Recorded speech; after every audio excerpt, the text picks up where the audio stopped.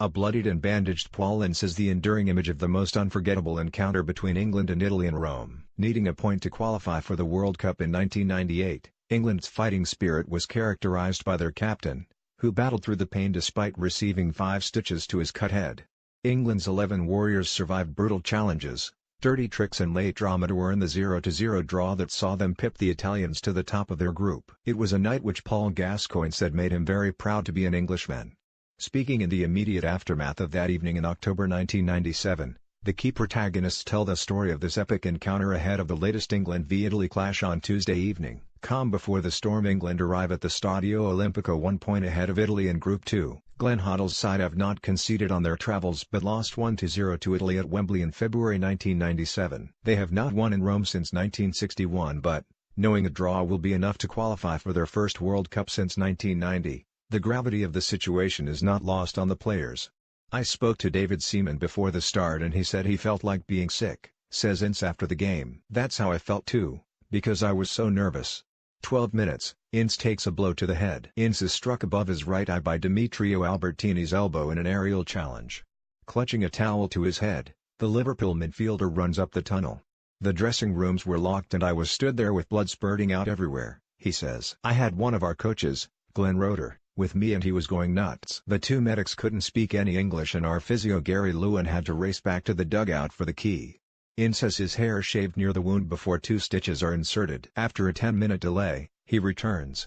"I was so relieved it was still 0-0 when I got back," Ince adds. "I don't know how I'd have felt if things had gone wrong while I was off. I had 2 years playing in Italy, for Inter Milan, and I didn't want to lose in front of them." 29 minutes. Then almost fires England ahead. David Beckham floats a beautiful ball to Manchester United teammate Teddy Sheringham, lurking on the left-hand side of the Italy box. The striker cushions a header down to Ince, who runs onto the ball at speed and hits a rasping drive which stings the palms of keeper Angelo Peruzzi. Undeterred by his injury, Ince is bossing the midfield alongside David Batty and Paul Gascoigne. 2 minutes later, Italy are dealt a blow when captain Paolo Maldini limps off after a tackle on Ince. "It was really physical," says striker Ian Wright, "but we played them at their own game and did an Italian job on them." England wing-back Graham Lasso adds, "I was rabbit-punched by Alessandro Costacurta and had to stop myself and count to 10. 37 minutes, England fans clash with the police. Italian police baton charge a section of 10,000 England supporters in ugly scenes which saw a policeman and a fan hospitalized. Patrick Collins, reporting for the Mail on Sunday, wrote, "Supporters had been engaged in some of the most brutal violence that international football has seen for years, swapping kicks and punches with the police, exchanging missile barrages with the Italian fans."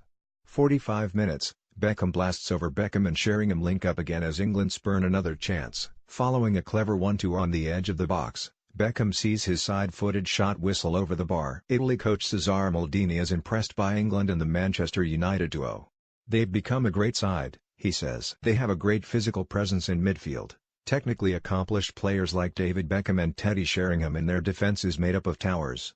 After a rock-solid first half, England are in control.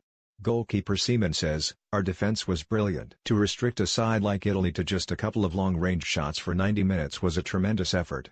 Sol Campbell adds, "Playing alongside Tony Adams gives you extra confidence in your own game. He's like a man-mountain." 69 minutes, more stitches for England's captain. Ince needs 3 more stitches and a bandage after his wound reopens. "Perhaps I should have had it bandaged the first time, but I thought I'd look silly," admits Ince. "People are calling me a Black Terry Butcher." Gascoigne says, "He looked like a pint of Guinness running around in the second half." Ince's wife Claire, watching the game with other wives and girlfriends in Rome, says, "I knew he would be all right. He doesn't often get hurt in the head. I've never been more proud of him." 72 minutes, Del Piero's dive. Italy resort to dirty tricks.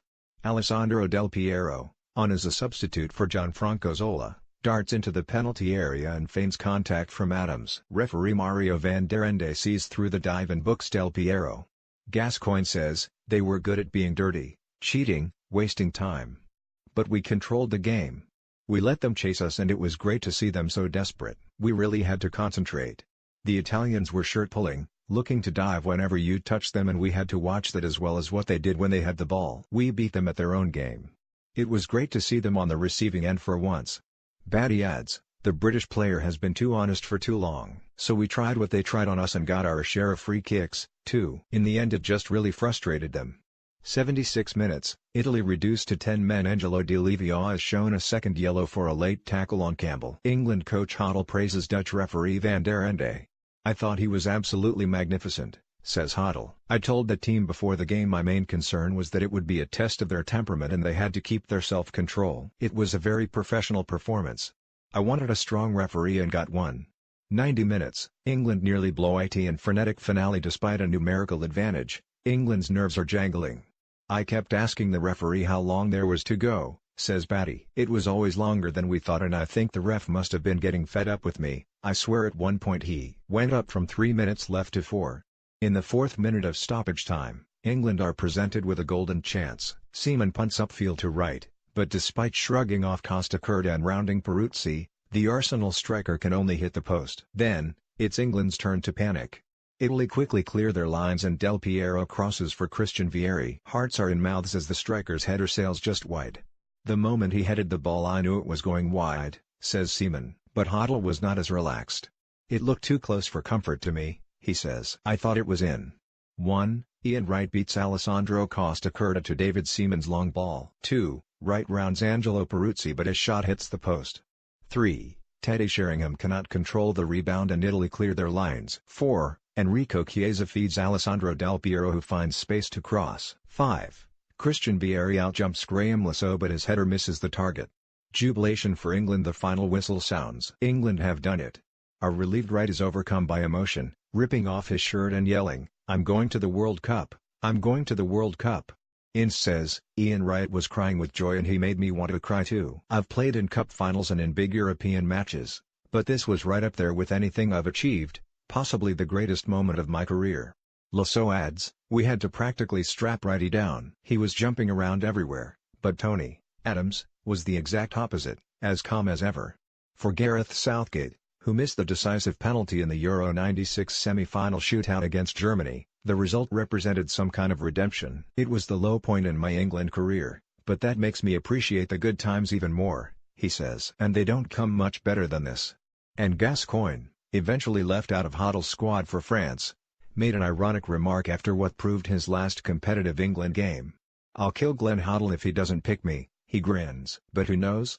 There are so many good young players around who will be even better next year challenging for my place. "When I left Italy in 1990 after the World Cup defeat by Germany I was in tears. Now I'm full of smiles and I'm going to enjoy myself. Right now I'm walking around with my chest out.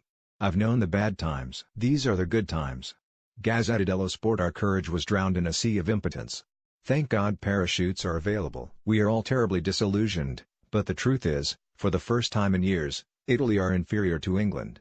Corriere dello Sport. It was a team incapable of understanding how to attack or defend. We have a right to be bitter. We fielded a team broken in pieces against a real football team. It is incredible that our Razzieri played without the spirit seen in a Sunday Park side. Tuttosport. Ince was the soul of England. He is a hero, a brilliant, fantastic player who performed with the drive we lacked. And we rediscovered Gascoigne. He controlled the field. His performance was sparkling.